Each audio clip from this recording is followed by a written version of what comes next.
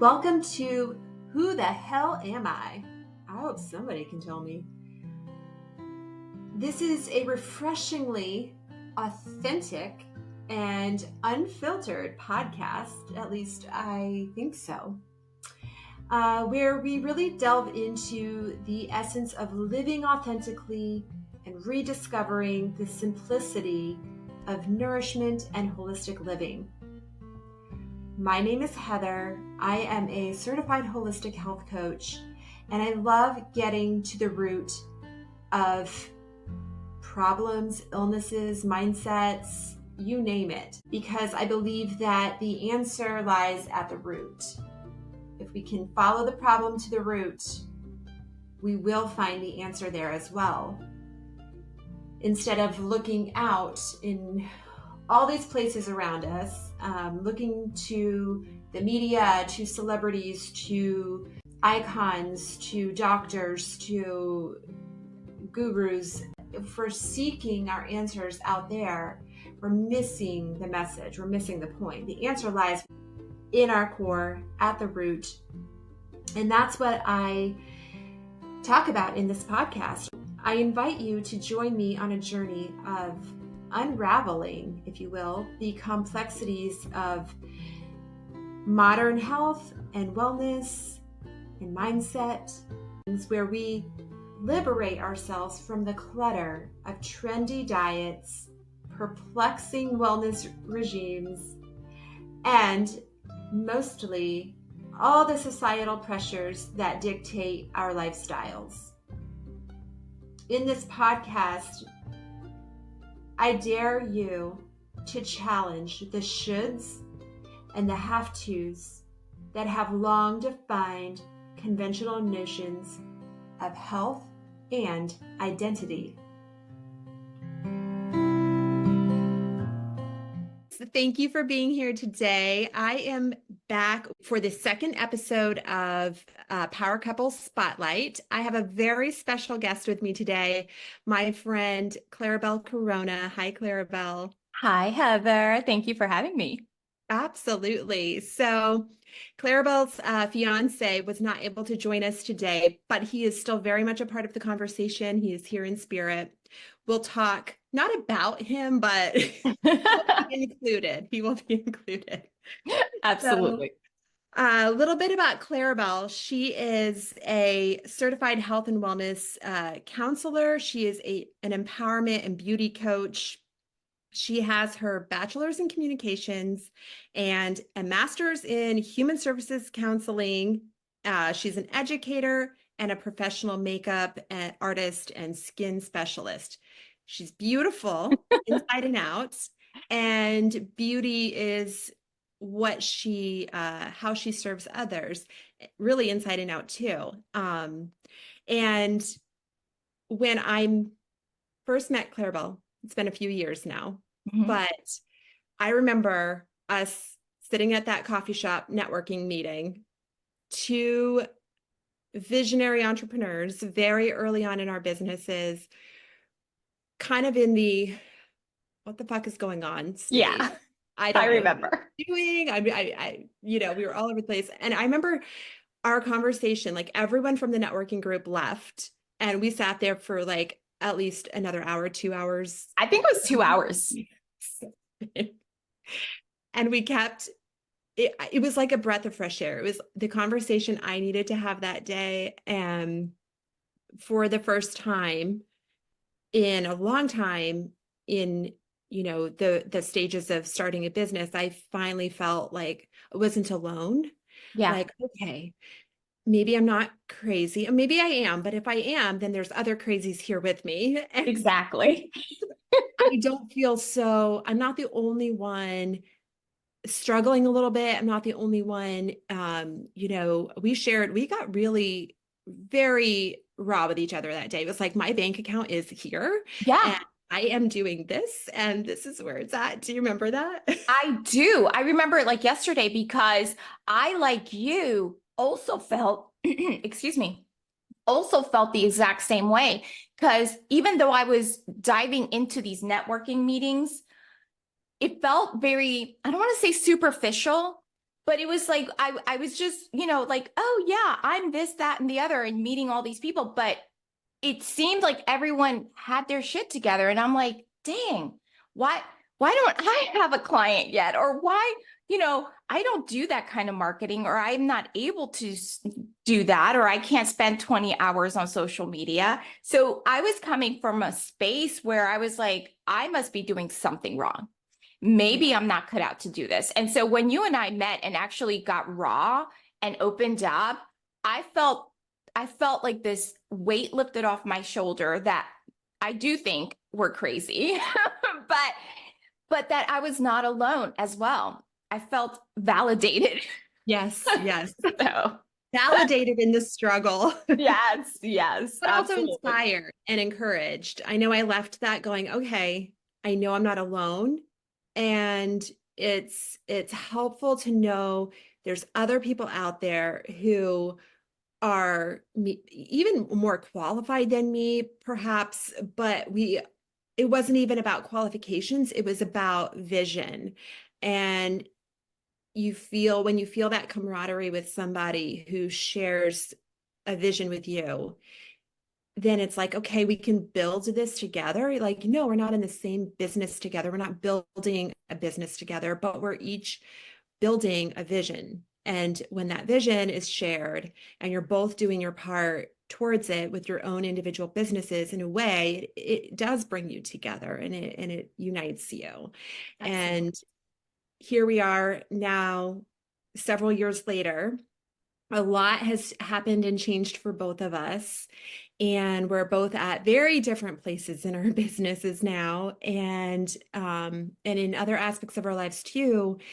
And Claribel, for those who are listening, Claribel is a part of my wellness retreats as well. So um, I love how it's kind of been a few years of like soul collecting, if you Oh, I will. love that. I've just been Yeah. meeting people,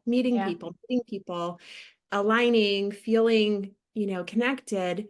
Oh, great. Met another nice person. Great. Stay in touch, mingle at events, whatever. And then now you and the others like you who are on my team have been the ones I've been able to reach out to and be like, hey, this is where I'm at in my business. This is my vision now. Can you be a part of it? Can you believe in it? Will you be a part? And then just the way the team has come together, I just love all the backstories of all of it. So thank you for being here today, and thank you for contributing to the retreats. I couldn't be any more excited for you, um, any more proud and thrilled to, we were just talking about it, to be able to be a part of this, to see you grow and evolve is powerful. To be a part of it is honestly so heartwarming because I want you to succeed. I want you to grow. And the thing is that when we come to this place, right, where we are, I think it's like you built this team is because we believe in that vision. Yes, we all have different journeys within our businesses, but somehow they still are able to collide with your vision, right? Because that underlying mission for us is to serve people. And I think when you meet people like that, you just want to be a part of it irregardless. So whether I'm on the back end, cheering you on, just as you are, you're always cheering me on. You're always there supporting me. I am here for you. And I am thrilled to be able to be a part of this vision of yours because I truly believe it's necessary. These conversations need to be had. And I think that we offer such a wealth of knowledge, not only from our own experiences and our education, but because we come together and we've met so many people within the realm that it's a powerhouse. So I'm excited. It's a powerhouse. And ironically, we as a powerhouse team are now talking about power couples. Yes. Yes. Such as you and your fiance. And tell us a little bit about him. I know his name is Robin Rivera. He's an EMT. How did you guys meet? Give it a little like background into you guys as a couple. Absolutely. So Robin is an EMT firefighter. He is a lieutenant. He's been in the service, oh gosh, over 20 years, I believe. He started volunteering as a firefighter when he was 18 or 17 years old, and he immediately knew that that was his calling. Um, I think that's powerful because I didn't know what my calling was until very much later in life. So, so he has been serving others in that realm for many, many years. And now as a lieutenant, I think he's been a lieutenant for the past decade. He has a very different approach in his, which we'll talk about that, how it impacts our relationship. But we met online. Nice. We met on it's funny, it's the one that you swipe. I can't think of the name of it now. Uh, I don't, I'm not familiar with the ones. I know there's like Bumble and stuff like that it that was you're, Bumble. okay. Bumble. So it's funny because I literally, fun fact, fun story. I was literally on my last date. Like I told my girlfriend, I said, you know what? I have been doing this for a couple of months. I was like, I'm done with this. I think I'm just meant to be single for the rest of my life. And I'm okay with that. Totally fine with that. Now Yeah. we're both later in life, right? We met when we were 40.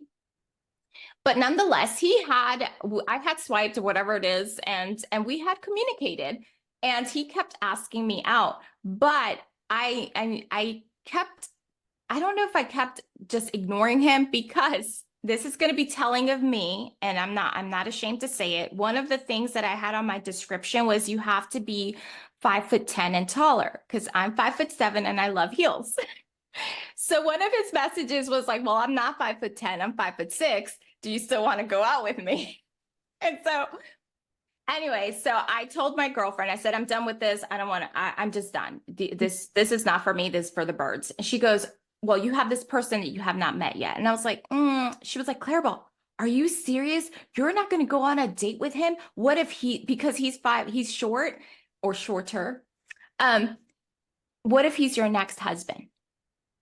So I said, fine, I'm going to go out with him. And we did. I sent her a picture. I still remember that day. I sent her a picture. I said, if I die or disappear, this is what I'm wearing and this is on you. And then, as they say, the rest is history. Yeah.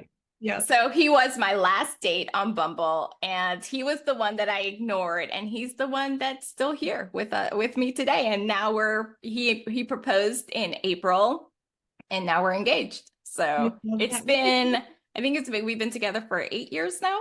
So Ah, I love stories where it just kind of falls into place. it does. It was meant No. to, I believe in that. Mhm. That it just, it was, we were meant to, I mean, we could talk about this forever on that, but the fact is that it was meant to happen. The universe, the stars aligned, everything. And really at the forefront, you would think that we were two complete different people. Uh, and obviously we do have different opinions and we're different, obviously, but there's so many underlying similarities that brought us together. That Yeah. wasn't on the forefront. So, and we'll get into that here in this as we discuss it further. Yes, we will. Because what I am curious about is, okay, you guys meet, you continue dating, you get into a relationship, you're now engaged. And I've met him. He's a wonderful guy. I loved seeing how you guys interacted at your dance competition that you were in a couple months ago or whenever it was. He was just there. Like Mhm. you were the star, but you could tell he was making sure you had food, you had water, Yeah, you were hydrated, you had a drink, you were taken care of. It was like, no, you do your thing. He wasn't hovering, he wasn't clingy. He was like, you go shine, and I am here to make sure that you are taken care of. That was the vibe that I was getting from him the whole night. Because I know like you and I talked a bit and you were like hopping around and doing your thing. And he was just there. He was so proud of you. I could see that in his eyes. And he was just really happy to be there and let you have your time. absolutely. I think that's powerful in our relationship not just mine, but generally speaking, right? When you're with your partner, that says a lot, and that really talks a lot on, this conversation that we're having, power couples. That's one of the things that's important, is that there's this sense of support, and we're not only financial support, there's so much more that goes into support. You don't have to necessarily believe in certain things, like, or understand it, but supporting. So for instance, going into business, we were already together when I turned around and I said, you know what, I'm quitting corporate America and I'm going to dive into my business. And he's very practical. I'm the one who throws spitballs on the wall. I was like, let's see if that sticks. And he's like, oh my God, 401k, so, and he got like deer in the headlight looks. He was like, what are you doing? Quitting? No, let's talk about it. And I was like, no, we're talking about it now. And so, but initially, he didn't really fully understand, because in this relationship, I'm the mover, I'm the shaker, I'm the creator. I'm multifaceted. I'm into everything and everything. I'm very multi-passionate. I have a lot of things that I love to do. While he does not understand that, he has never not supported me. He's like, okay, I remember us having that discussion of me of quitting corporate America. And he's like, okay, let's talk about it. And it was a couple of months of discussions. It wasn't like I pulled the plug. I would never do that. That's, again, part of this conversation of being a power couple. And we had these discussions, and he says, and I remember clear as day that day, he goes, I don't understand what it is that you want to do, because I clearly couldn't articulate it back then either, but I support you. And so that gives you, as a person in a relationship, when someone turns around, your partner says, I support you. I may not understand it, but I support you. That gives you so much confidence and power. And now you have like this support, like you have this catapult, pushing you through, because now this person behind you or next to you, your partner, and it's so cool. So he's always been very supportive in that manner. And that, I wasn't used to that in my life, obviously past traumas and being raised a certain way. I had to learn these pillars, if you will, to become better human and a better partner, to then evolve into a partnership that's a powerhouse. So it's work. It doesn't just happen. But I started at ground zero and I've worked my way through, and I was able to have this human to help me through that. And we help each other out. So it's definitely so key and so important in a relationship to have that support. And just as well as he supports me, I'm supportive of him. He loves kayaking, loves being out on the water. And so he sees me going out there and moving and grooving and doing my passion. And so he's also now pulled into doing certain activities that he loves to do outside of work. And so I support him. He did back in March, I believe it was, I don't remember the month, but he did a race with the team that he kayaks with. And it was the first time he ever went that far in the ocean. And I remember it being rainy and everything, but I kept encouraging him, you're going to do great. Don't worry. It's not about the speed. It's about just doing it and getting it done. And he was so proud of himself, and I was proud of him. And that's what it is. We uplift each other. Doesn't mean that it's going to be all gravy every single time. We have to uplift each other even on the rough times, because there's rough times in our relationships and in times, whether it be work, health, or what have you. So that support system comes from both ends. Yeah. So before we get too far into conversation, I have a question for you, because along the theme of this podcast series, which is called Power Couple Spotlight.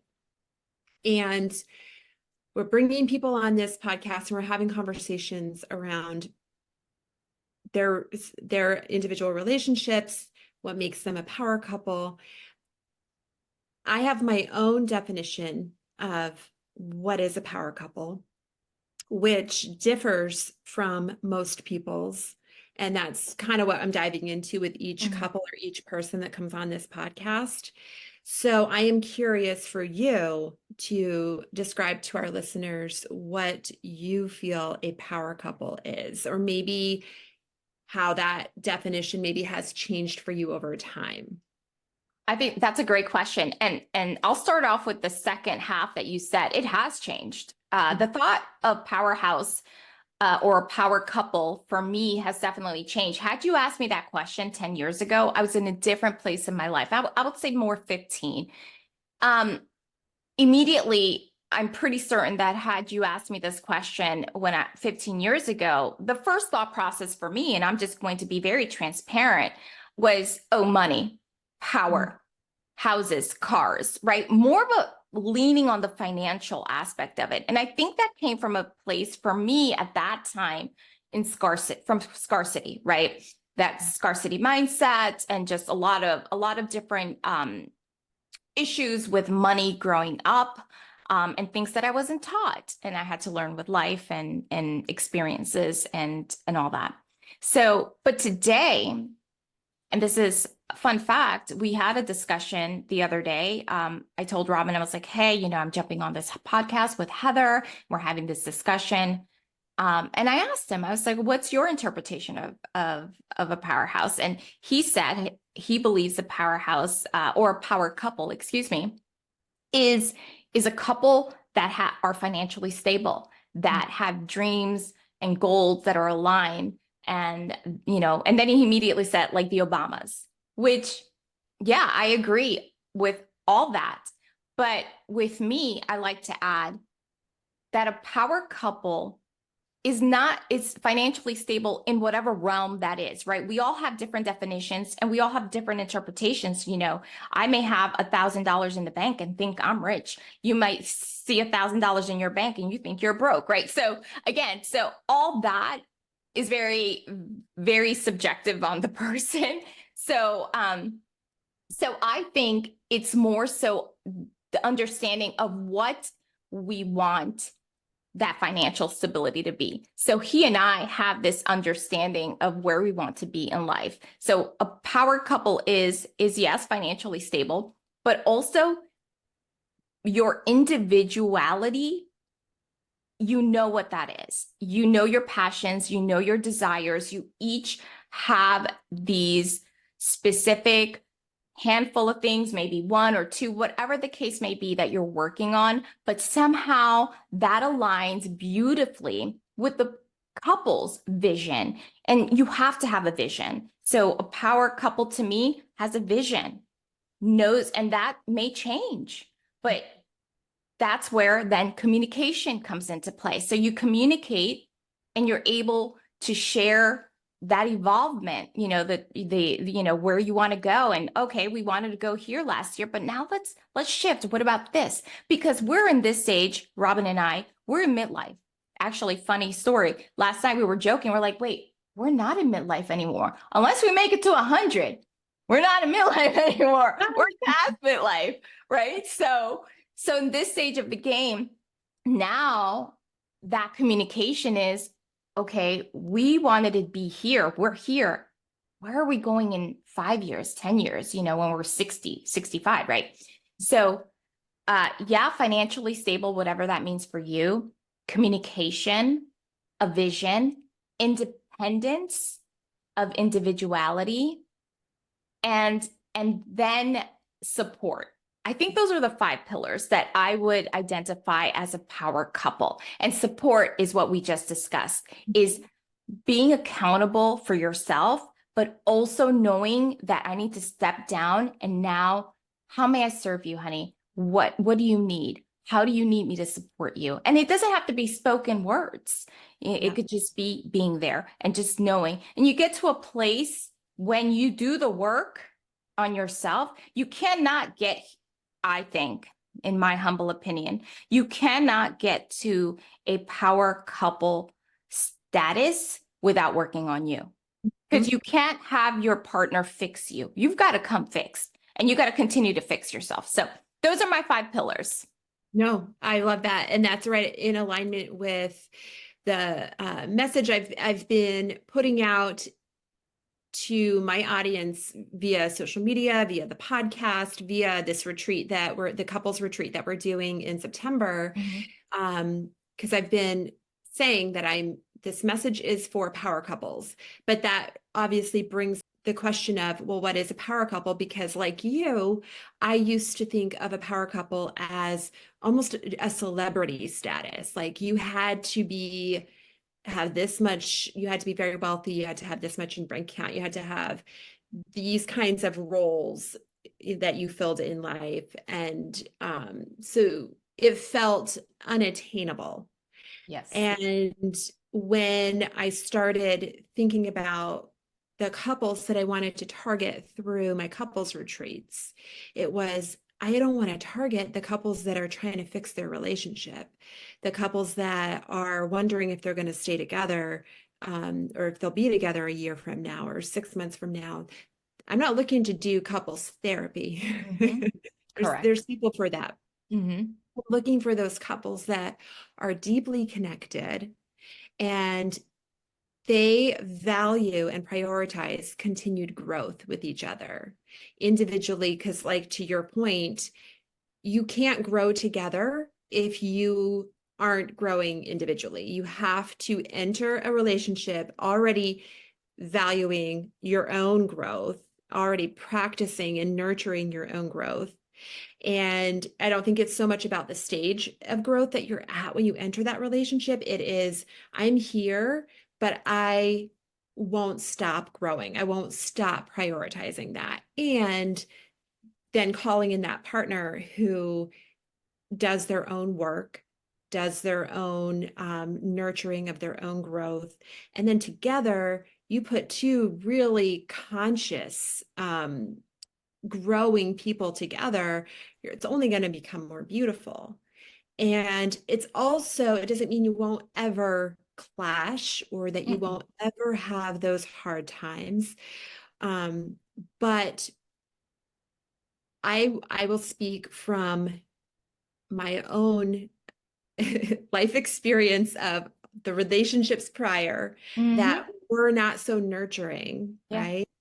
And to the one that I'm in now, which is very nurturing, the level of ease that comes, right? When you, and again, not saying you never have an argument, you never get upset, or you always see eye to eye.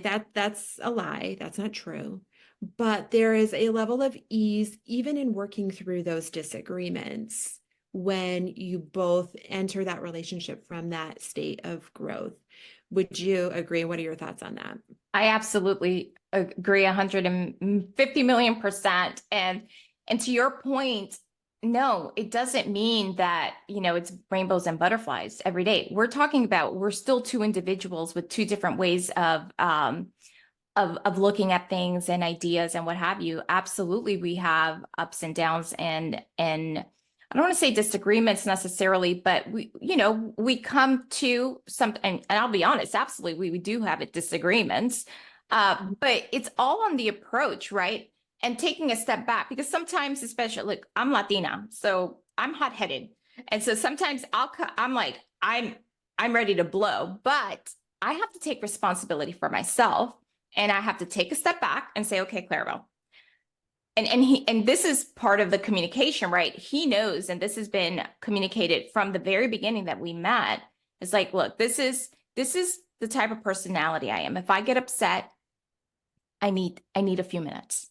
I'm going to tell you, I'm going to walk away. Just give me those few minutes. While he wants to talk about it right then and there, but yet we understand the times that I'm like, okay, I'm not that upset. I can talk about it. Let's talk it through. But the times that I'm really upset, he allows me, he gives me that grace to walk away. So it's this ebb and flow, right? There's this balance that we have to be conscientious of ourselves, but also conscientious of our partner's needs, right? So so it's that idea of constantly, it's not easy, and it doesn't come you have to constantly think about it. You have to be in the forefront constantly. Okay, all right, how can I support this person? I'm upset, or whatever the case may be. But yes, there's going to be times of being upset, and there's going to be times that it just flows naturally.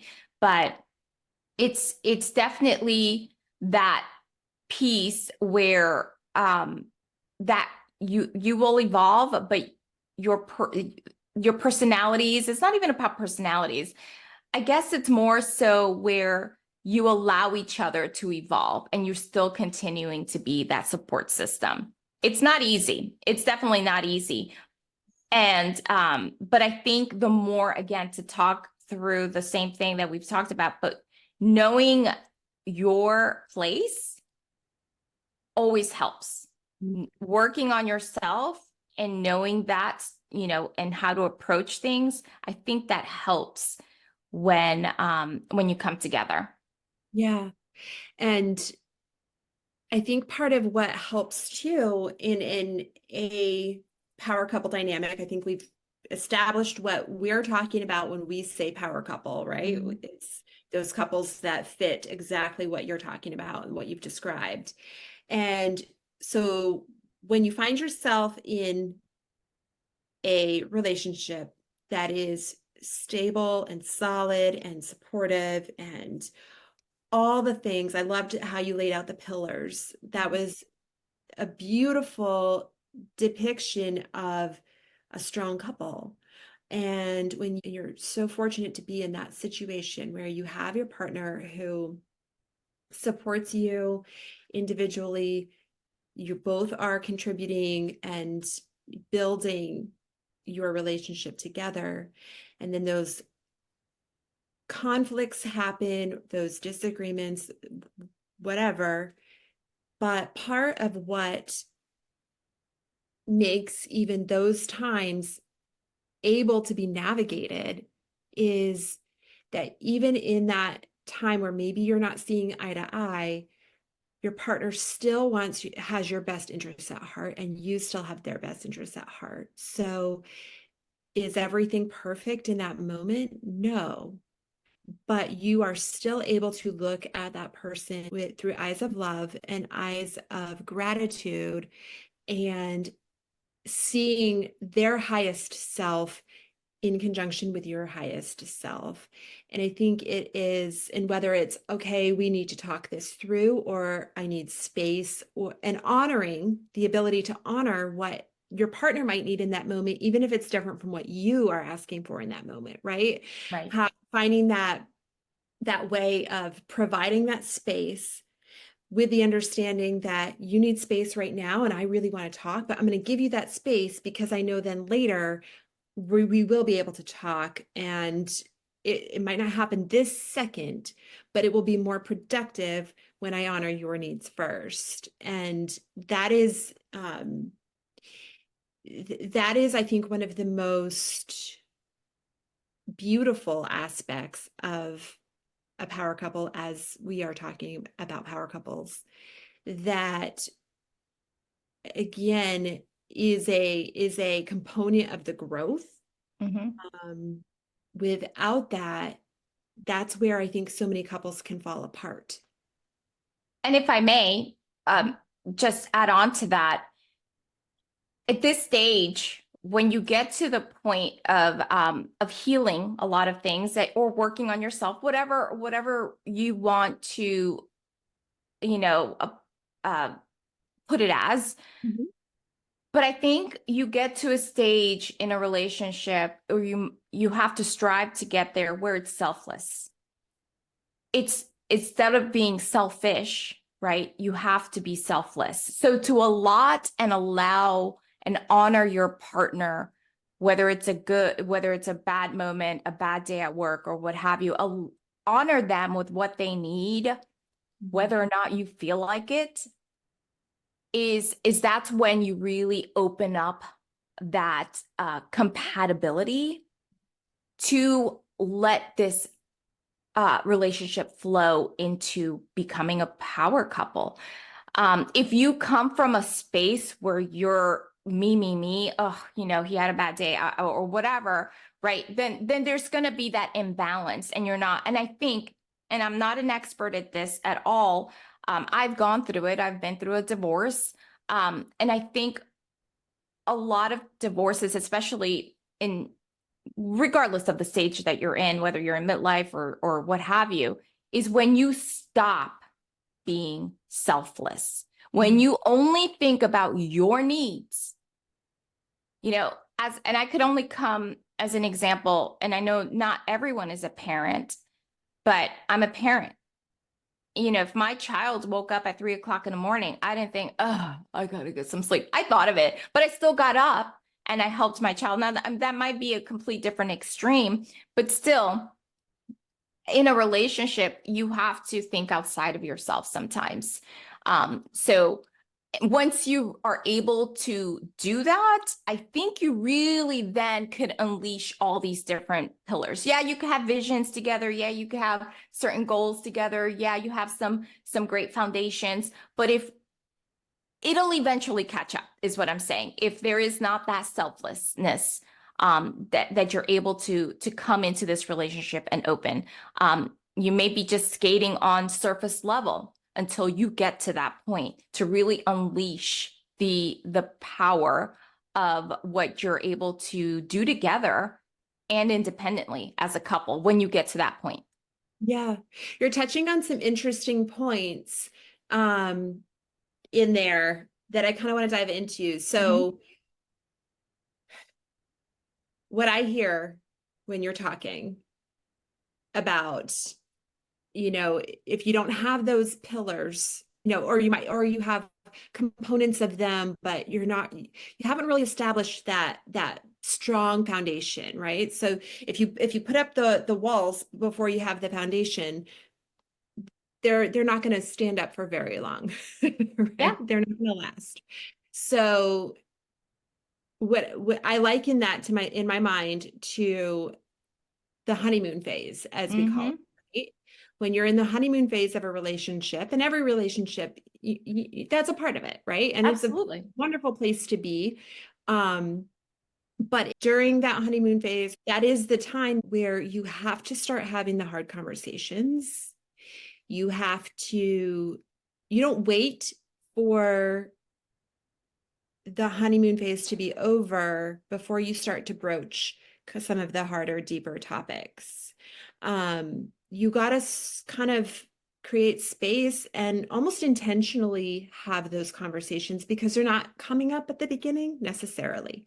And that was one thing that my partner and I did it was very different for both of us, the way we entered into relationship.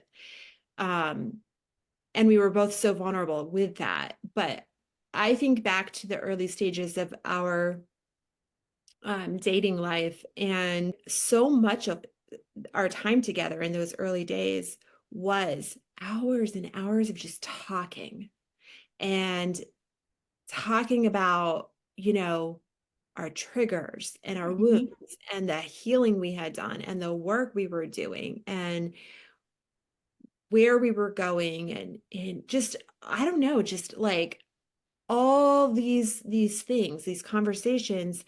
And so, yes, we were,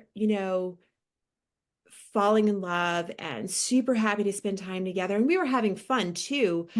But I think one of the strongest things we could have ever done was not just being in the honeymoon phase and, oh, this is great. Nothing can touch us. We are untouchable. Because to your point, if you aren't establishing that foundation while you are enjoying that really fun phase, those fun early days,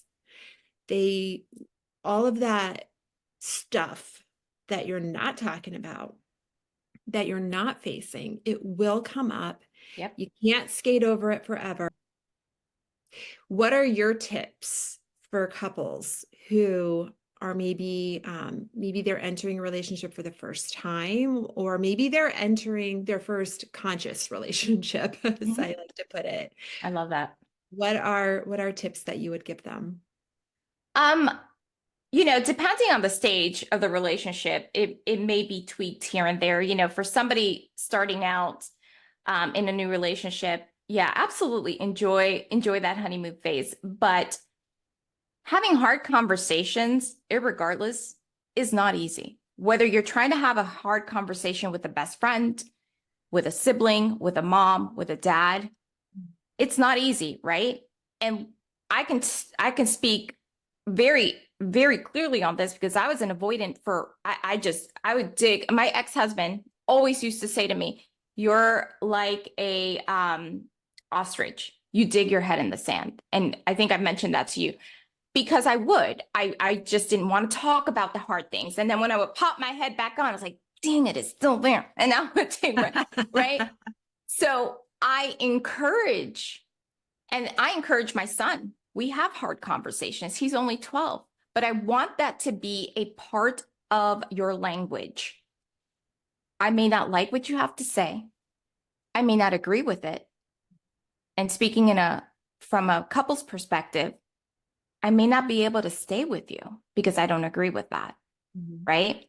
So I think a lot of, and I'm just going to interject myself. I think a lot of times we don't want to have these hard conversations because we're afraid. We're afraid of what they're going to think of us.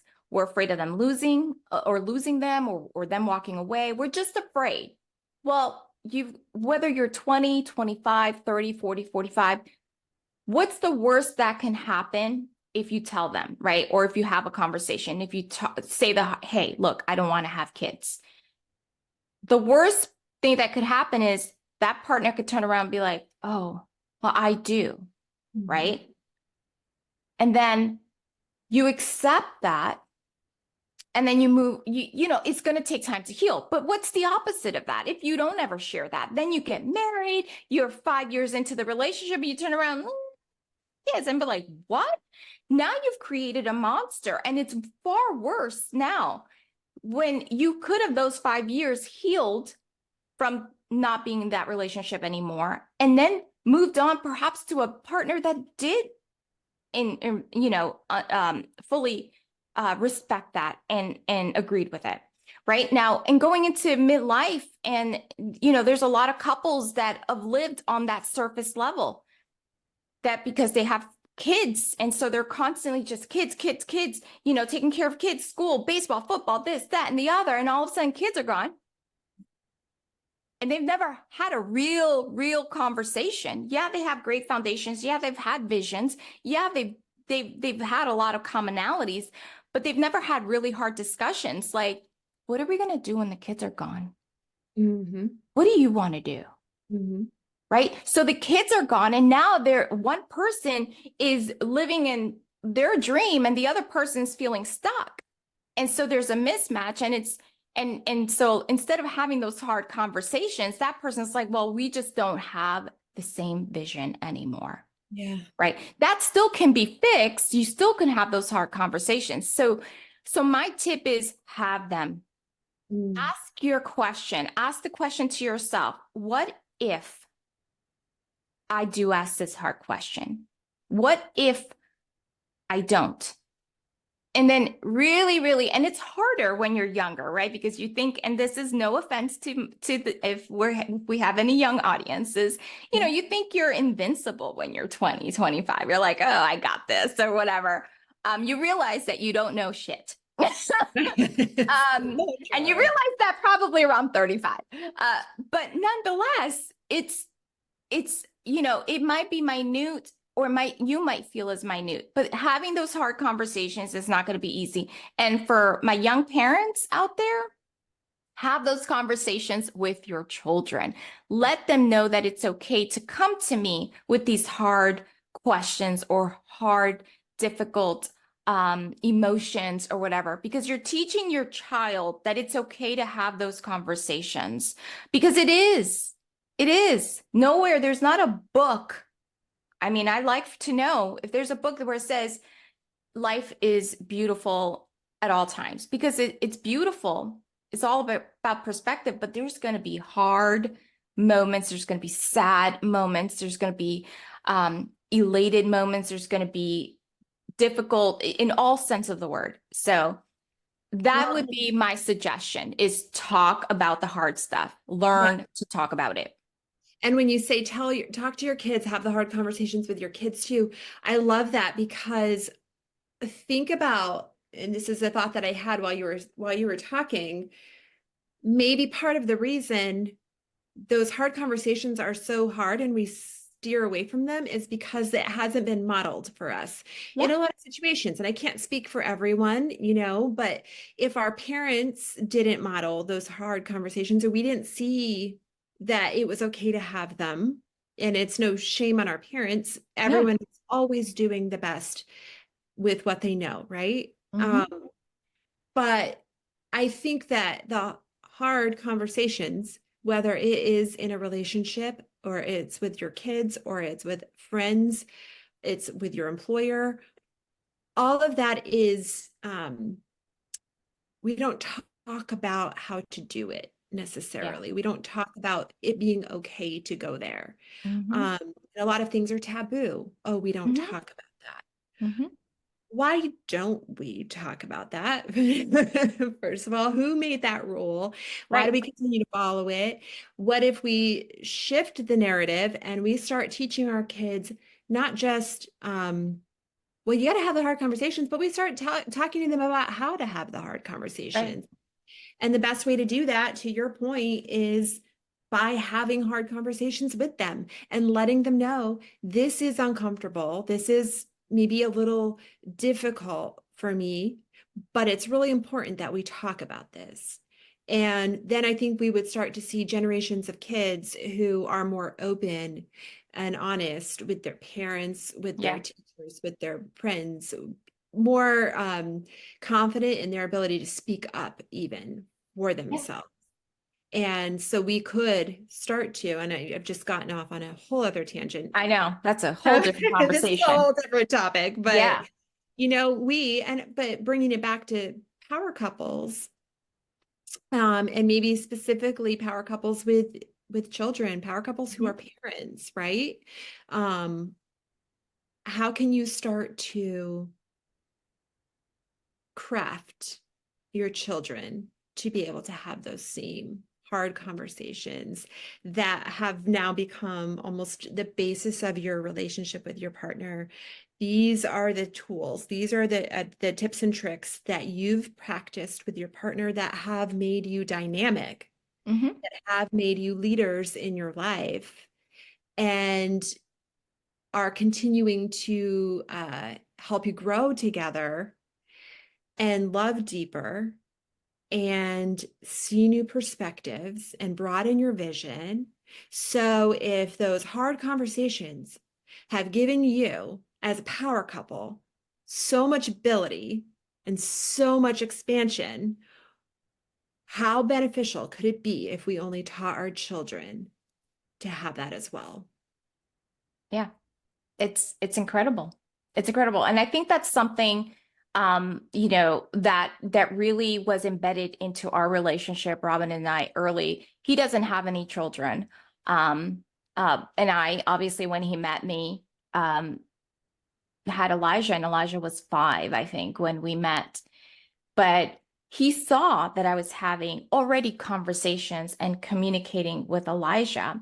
So something to note, in this dynamic of becoming a power couple, sometimes, again, you evolve to it. You don't start off, you start at net zero, right? We all start at net zero, and we all bring in these relationships our individuality, what we've grown, what we've learned, the traumas we left behind, the traumas we still hold on to, all that stuff, right? So I think that's one of the things that really helped our foundation, is he saw that that's the type of communicator I was. I wanted to be open. Heck, I mean, when we first met on our first date, I had an ostomy bag. I have Crohn's disease, and I had gone through a lot of surgeries, intestinal resections. And when we were on a date, I had an ostomy bag. Now, I don't know for a fact, but I'm pretty certain that there's a large amount of women that wouldn't have said anything, because Mm. they would have come from a place of fear. I'm like, oh, if I share this, then he might be grossed out, or he might not want to call me back and I'll be ghosted. Not this girl. I was like, we were walking down Micanopy and I'm like, oh, by the way, I have an ostomy bag. And it's so funny. I think this is why our relationship works so much, because he's not, well, probably because he's an EMT firefighter. He's not shocked by anything. He turns to me and was like, oh, okay. And I was like, you know what an ostomy bag is? And he's like, yeah, I know what an ostomy bag. I was like, okay, cool. And we kept, so he's seen that was it. So that's the way that he approached me. He was like, wait, this girl is open and honest and she talks about hard things. So he was able to come to me and talk about hard things. Now, obviously, we've grown and we've evolved and stuff like that. But again, to your point, he saw that that's the type of parenting style I wanted to embody. And that's the type of person that I wanted to embody in this relationship. It wasn't like that in my previous relationships, but I knew that I had to do something different in this one. And so I came from a place that way, and it's evolved. Our relationship has evolved. We've had some hiccups and some, walls. But again, that's important, to be upfront and honest from the get-go. And if you're a parent right now, if you're in a relationship and you're trying to shift the narrative, start there with just having those hard conversations with yourself, with your partner, with your kids. It's never too late. It's hard. Again, it's difficult. It's not easy. Yeah, and give yourself grace with, you might not have the hardest conversation right away, right? Yeah. If this is a new concept or this is something that you haven't maybe been practicing as much in your relationship or with your kids, doesn't mean you leave this podcast and you go and you just, the hardest conversation that you can think of, and you jump right into it. But it's something to, what is a hard conversation that you feel like you could venture into, and see how it feels, and give yourself grace to feel uncomfortable with that, right? And that is recognize that is a stage of growth. So even just by dipping your toe into it at first and being, maybe it's a gentler, hard conversation. Right. But again, it could be shifting careers. It could be, because that was a hard conversation I had to have. It's like, I wanted to shift careers. So that's a hard conversation, right? But again, I think this conversation started because we were talking about being selfless, right? You have to learn to let go of a lot of things and to open up, so much so that you can, there's so many variables in a power couple. But definitely just being open. And I love what you said, allowing yourself, giving yourself some grace as well, giving your partner some grace, but giving yourself some grace. You don't have to jump into hot waters right away, but just knowing that, this is your partner. Yes. And you can't, what's the point if you're in a partnership, regardless if you're married or not, what's the point of being in a partnership where you're going this way and they're going that way, right? And then from time to time, we kind of meet in the middle. Yeah. But there has to be a way of connecting that, right? And that's that's a power couple. You're able to still have this journey of yours, and he has his journey or she has her journey, but you're able to somewhat, it's like this intertwinement. It's not necessarily three roads. It's constantly intertwining beautifully. There's moments of, like, again, difficult times. It's not all gravy every single time, but again, just, I love that. Give yourself grace for sure. Well, and the other side of this, by the way, it's not just that you got to have the hard conversations, The beautiful thing on the other side of having a hard conversation is the connection that you feel. Yeah. When you have opened up, you have been vulnerable, you have dared to go there, or maybe your partner has dared to go there, right? And you have held space for them, they have held space for you. You have just stepped up another stair step in your relationship.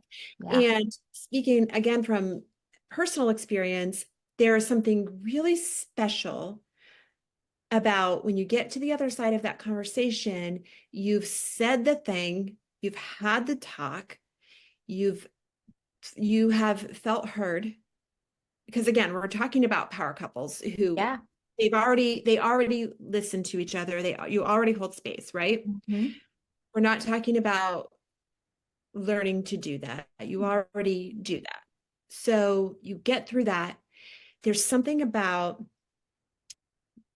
finding yourself in situations later on the other side of that conversation, whether it's in a public setting or you go out and something is happening in relation to that conversation that you've already had, maybe something that triggers you, or maybe something comes up in conversation and you look at each other and they know, Mhm. and you have that telepathic communication. It's Yes. like, I've got you from across the room, our eyes met, I've got you, I know what's happening for you right now because you shared it with me. Like, that is what you get on the other side. It's that level of connection.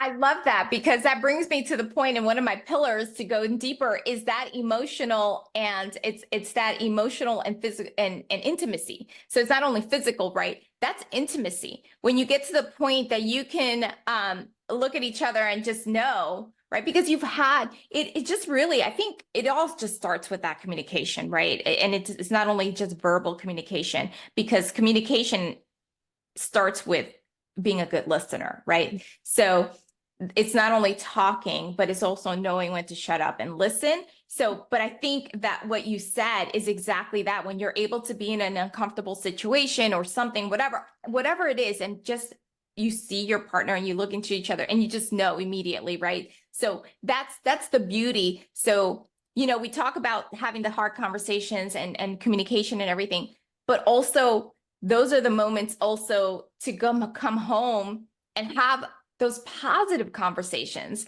bring up, hey, by the way, did you see how I look? Or whatever the case may be, right? So you have to make sure that you don't not or avoid those difficult times, but also celebrate those moments, whether it be quirky or whether it be a trigger. You come home and be like, hey, you did trigger me, but I let it go, or whatever. Just, Yes. have fun with that too, and explore having those good conversations, not just the how was your day and things like that. Like, go, like, have things like that. And it's just, it goes together with, I think, that intimacy, because you're connected. There's Mhm. this connection that words cannot describe. Yeah. Yeah, I love that. It is the intimacy of it. That's when you don't get that in a surface level relationship. Mm-mm. You don't get that just in random dating scenes, and nothing against dating, but I am No. really thankful to be where I Yeah. am, thankful to be out of that. But yeah, it's understanding that you're achieving new levels of growth, and that's you get to you get to have the hard stuff, but only because it's going to get you to the really good stuff. Yeah. And reaching that really good stuff is worth it. What were the okay, so remind me again of the pillars that you said at the beginning. Which ones have we talked about? So we've talked about communications. Now we talked about the intimacy. We talked about resilience and adaptability. You have to be resilient. You have to evolve. You have to grow.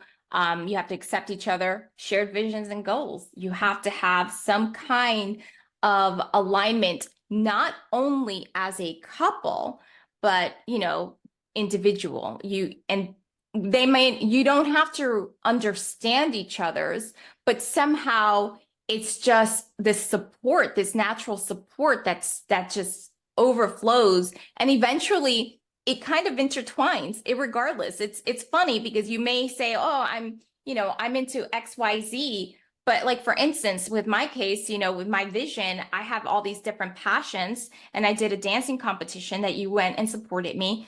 He doesn't understand that. He doesn't speak that language, but he was so excited for me to be there. And he was so supportive. He was like, oh my gosh, I thought I did awful. And he's like, you did amazing, right? So again, so the vision may not be the same, but somehow it just flows, right? But having your vision, his vision, and then they just come together and you have your visions together. And just having that support, you have to have that support system with each other, empower each other, be there whether you understand it or not. When you describe, he might have this vision, you might have this vision, but it's the visions coming together. At the end of the day, yes, you might both have separate visions, but you really have a shared vision, which is, I care that my partner achieves everything they want to achieve, lives every dream they want to live.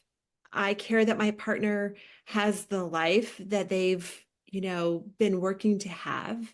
I care that my partner feels loved and supported. And so you might have separate visions for yourselves, but at the end of the day, your vision is a shared one of love and support.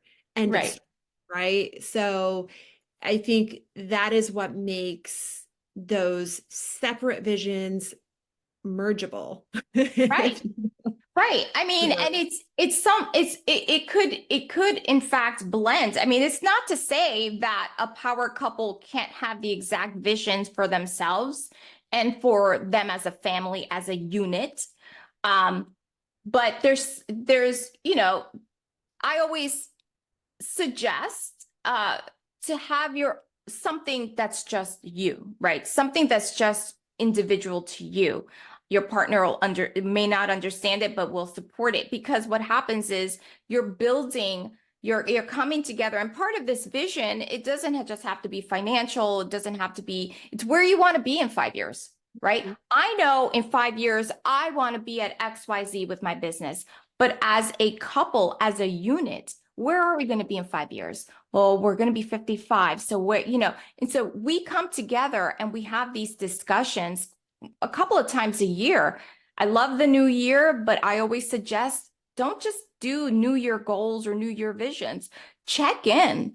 It's like your business. Check in quarterly. So Yeah. we do these quarterly check-ins. We sit down on a Sunday and we just talk, okay, where are we financially? Where are we spiritually? Where are we? Whatever. So, again, you have to be able to have something that's you, but for whatever reason, it's an alignment of where you're going, that the power couple really truly engulfs and represents, right? They just know that whether it's going to change in 2 years, we just know right now, this is my mission. This is what we're going to do. This is where we're going. This is what we want. And again, you can fill in whatever that is, whether it be a trip, financially, whatever. It's just all of that put together. Well, and sometimes what one person, maybe some dreams and goals that one person has, the other one ends up adopting in a way. And Yes. it's not because it's a forced, oh, I have to be like this or take this on because this is what they're into. That's not what I'm talking about. But like, for example, when Bruce and I got together, Bali has always been a dream destination of mine. Like it's where I want to spend not just a couple weeks. I want to spend some months there. I want to, Yeah. live there for a period of time. And, Oh. I have this dream, this vision, and, I would like to lead retreats there and things Mhm. like that. He didn't have that vision, but when I shared my vision, oh yeah, cool. That's great. Now, guess what? We kind of have a shared vision of one day we would like to do this.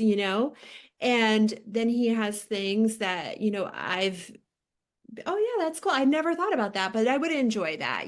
So, but then there's things where we're completely separate. Yes. He's an actor. He has that side. Cool. I can support that. Yeah. I'll support you in whatever way I can and need to, and super proud. It's not my vision, but Right. I can show up for you in that vision, you know? So you're gonna find your individuality to what you mentioned earlier. That was one of the pillars, right? Yeah, yeah. It's under the mutual support and empowerment. Okay. So it's Okay. under that because that's you have to have that individuality but come together. And it doesn't flow, right? It's an involvement. Like you said, you have this vision and dream of Bali and you guys being together and you sharing that, he can embody that as well and say, yeah, I love that. Yeah, yeah, I could see myself doing that. And the same has happened to me, in our relationship. There's many times that as I evolve and I grow, whether it be individual or with my business or this and that, we've shifted with certain things, or I've shifted with certain things, and I've had a conversation with him and it's like, wow, that's really good. We should try that. One of the things that just to jump in there real quickly, one of the things that I always do my goals, obviously at the beginning of the year, but I have my birthday in June. So that's my 6 month check-in, right? So let me see where I'm going. And I've been able to check off a lot of things just organically through just, this stage of my life that I'm in. But one of the things that I wanted to do was I was like, I want to go ice skating again. I haven't ice skated in years. And that was one of my goals. And it was just something fun to do, whatever. And he's like, I have weak ankles, but I would like to try that.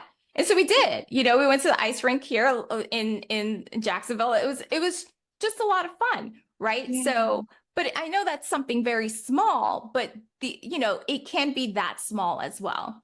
Mhm. Um, and have we done it again? No, but we tried it. And but yeah, it's just really it's really empowering Yeah. to see that dynamic flow, with when you're open and you have those conversations and you're a power couple. And that's we're living this life that we're able to really fulfill that in ourselves, that we are, because sometimes I know that I'm digressing a bit, but when you're looking, I don't know if you've ever done this, but I'm a people watcher and I love and I watch the dynamic of couples. And I like to think, I was like, ooh, what kind of couple are they?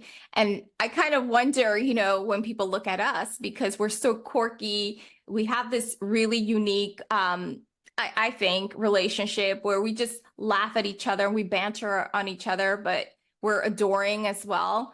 But I hope that when people look at us, they can get inspired Mhm.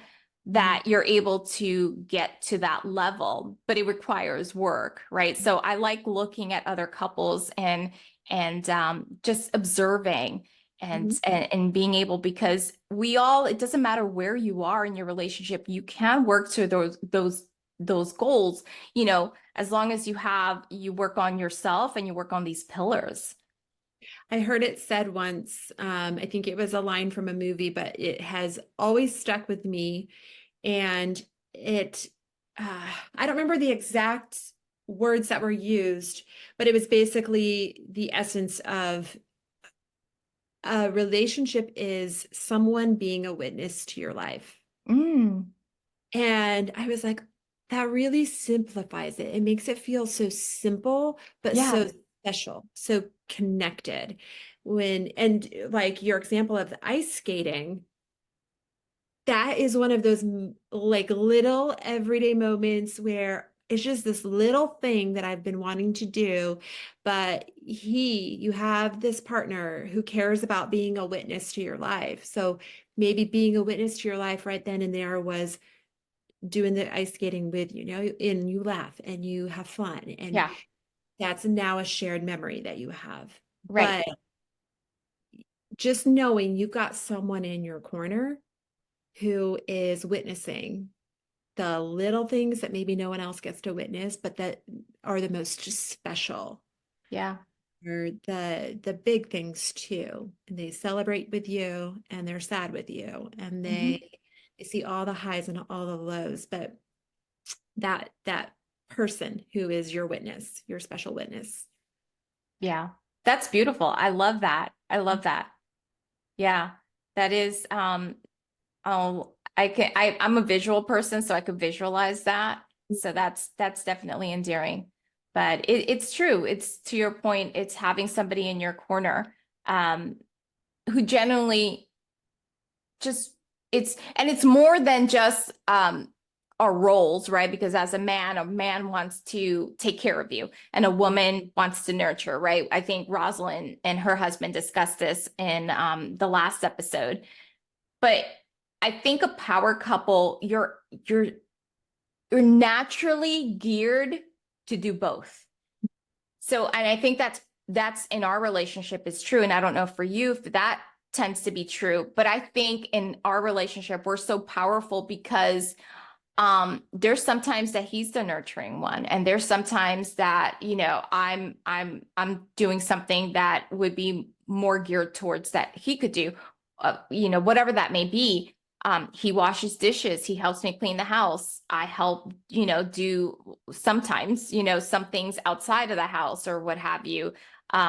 So ideally, I think that really support system, like you said, that person in your corner means that you each bring that to the table, that you're just not your male or female role is how, again, may I serve you? How can I help you? You know, support you in today's, you know, in today's mission or what have you. So I think that's powerful too. Yeah, absolutely. So at our couples event that's coming up on September 29th, it's an in-person for those listening who maybe this is the first episode you've listened to of this series. We're holding a couples mini retreat. It's a 3-hour event on Sunday, September 29th at a really amazing location. There's going to be links in the show note for it. Claribel is leading a workshop at this event called The Beauty in Us. And I am really excited for you to shed some light on what that session is going to entail, kind of the angle that you're taking with that. And one thing that I love about Claribel's work, I'm just going to say this real quickly, is when I met her and I learned, oh, she's a wellness coach. Oh, she's an esthetician. She's a beauty counselor. She does all these things. She really takes the aspect of beauty and how can we, and I'm not going to do this justice, but it's like, how can we, yes, feel beautiful in our skin, you know, feel beautiful being in these bodies that that we're gifted with, if you will, to live in and take care of and feel beautiful in. So how can we, you know, have the facials, have the spa treatments, have the beauty rituals that help us feel good physically, and then how does it also translate into our inner wellness? And hence the workshop that she's leading at this retreat called The Beauty in Us. And it's going to really be focusing on couples and relationships. And she'll have a very unique spin on that. I would love for you to share a little bit about where you're going with that.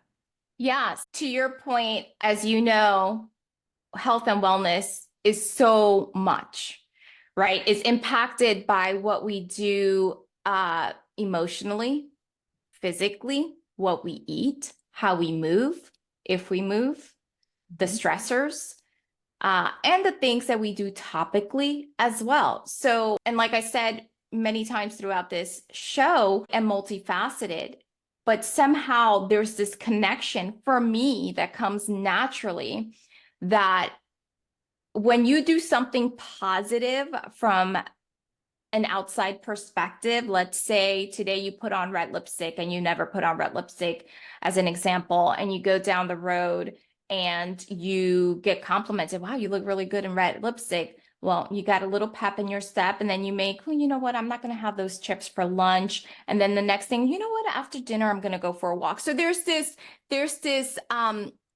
little, what's the word I'm looking for? It just pushes you into making another decision, right? That's on the positive end. And, you know, it may not be red lipstick for a man, it may be something else. So my take on this with this retreat and the beauty in us is talking about what we just talked about throughout the show is what a power couple is, right? Defining that and it may be different for everyone in the audience. But then going through the pillars that we just discussed, right? Talking about the pillars, because the beauty in us is as a whole, right? So, and talking about the individual things, right? So what are your goals and your visions? It's more so a little bit deeper than that, in the sense like, what are you doing to serve for yourself, and what are you doing to serve for your partner? And I'll get to that in a second, right? So that's a question I'm going to have, is either they may not be able to answer it right then and there. It's an exercise they'll have to do later, but really is looking in within themselves as an individual. What are you doing to allow you to feel better? For the guy, maybe like, I need to go golfing with the guys once a month. And for the ladies, like, I wish I could get a facial. Maybe doing that, right? So it's more than just facials. It's more than, but finding something that's within your financial ability, within your family realm, that you're able to do individually. Why is that important? Because if you fill your cup, if you fill your soul with just one thing, for me, it's a non-negotiable. I have to walk. So before, I was like, okay, so what am I going to be able to, I can't do this, I can't do that. Well, guess what? Walking is a non-negotiable. So I went for a walk this morning. That fills my cup. That makes me happy. I come to you, I come to my partner, I come to my son fulfilled. I'm not waiting for you to fulfill me, right? So this conversation that day, and for this retreat and many others that we'll have, is that let's talk about that. What are you doing? Let's identify that, because when you fill your cup, then you feel powerful, you feel empowered, you feel good. And then the rest of the time you're able to come together in that nature, right? So that's one of the conversations I'll have within the pillars that we'll discuss. But it's really, that's generally what it is the beauty in us. Because if you're able to come to a space in your relationship that you're already fulfilled, and then you're coming with a selfless heart and selfless view, how may I serve you? What is it that I need to do to support you? Then you both come with that energy, there's going to be an overflow of joy. And even when you have to tackle the bad things, when you come with that, it's so much easier to tackle hard things that way. We've had a lot of hard things in our relationship recently with family dynamics and things like that, but it's been so much easier to tackle. So that's really, and again, talking about the pillars, but really the beauty in us is identifying what you can do as an individual and how that can impact you as a couple, as a power couple. It is so important to not deny yourself of those things that you can do and make them a non-negotiable, whatever that may be, at least one thing. If you can do more than one, then do it. But at least one thing to fill your cup. What is it that you need to do? So that's really the underlying theme of the beauty in us, because then talking about what we were just saying, when not that it matters what other people see when they look at you as a couple, but you will be able to be that support system for somebody else, or just somebody else can be empowered by the way that you guys are as a power couple. So the beauty in us is identifying those things within yourselves and being able to bring them forth in these pillars. You just described that so beautifully. And I had chills, because you're hitting on so many good points in that. I can't wait to hear it. And I know it's going to be a 30-minute presentation workshop at the event. And I know the audience, the attendees, are going to get so much from that, right? Because you're talking about things that just hearing you describe it right now feels powerful. I feel empowered just hearing you describe it. It's like, yeah, because those are the things, right, that can often slip away through the day-to-day routines. Yes. We're focused on going to work, making the money, making sure the kids are taken care of, making sure the errands are run, making sure life as we need it to be is functioning. Yeah. And our cup is slowly draining a lot of times. So I can't wait for that. I can't wait to hear the whole presentation in every way that you put it together. Thank you for sharing that. Absolutely. And I'll have some tips as well. I believe that you'll be supplying everyone, all the attendees with a workbook. So I will come prepared with tips because again, we're talking to a large audience, right? We're not only talking to people of 50 plus, but we're also speaking to those right now who are in their 30s and have young kids. This is the time to thrive and really get good at these pillars and really get good at this talk that we're going to talk on the beauty in us because it just that's really the hard, that's when you tend as a couple to kind of just go through the motion. And then even if you're younger and you're you're younger and you're in a beautiful young relationship, I will bring and identify a lot of different tips that you can incorporate, that the audience and all the attendees will be able to really incorporate into their life to feed this relationship and grow and evolve as a power couple. I think it'll be interesting to see um, a mix of audience. So some people who are maybe earlier in their relationship, some people who are further along, because they're going to be at different experience levels, if you will.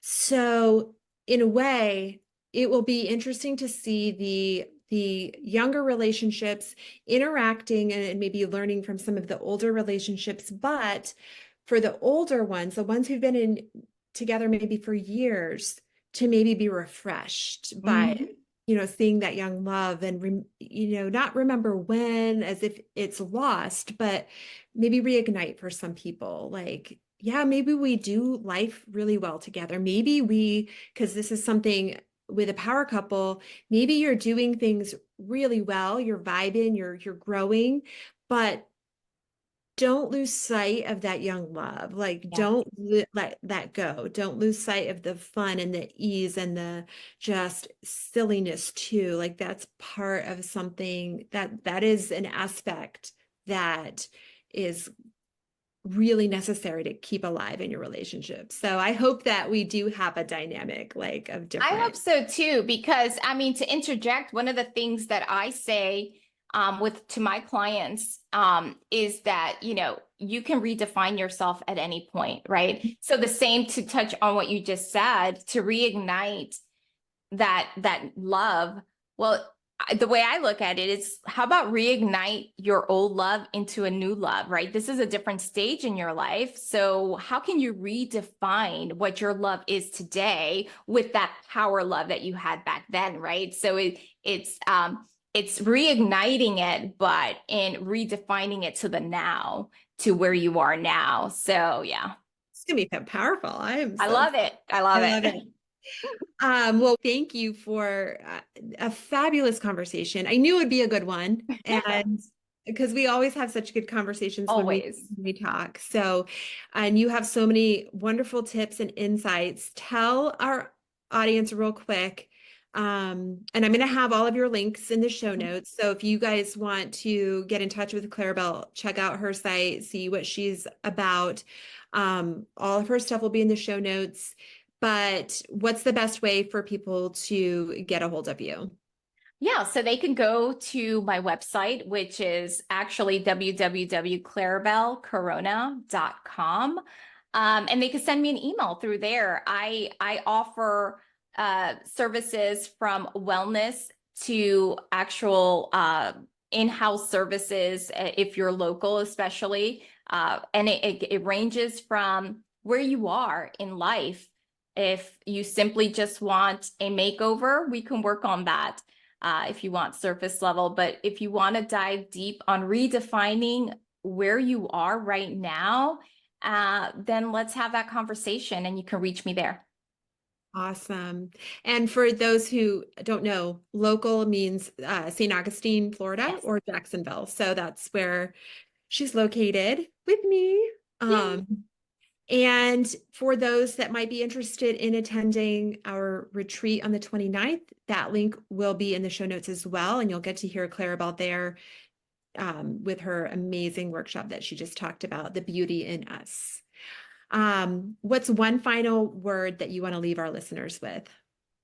I think is when you hear this episode, and hopefully you are able to join us for the couples mini retreat. What I do want you to understand and realize is you can redefine your relationship at any time.